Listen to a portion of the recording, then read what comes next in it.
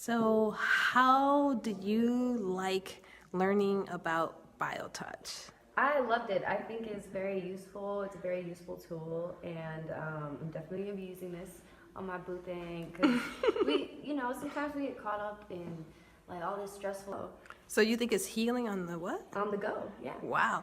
So, what did you think it was going to be like? Um, I expected it to be kind of like maybe what is it called?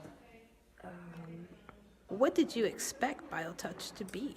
I expected it to be like pressure points or reflexology, but it's actually not. It's very light with the touch. It's all about energy, and yeah, it's very important to let the energy flow, so no crisscrossing, all that. So, X and 1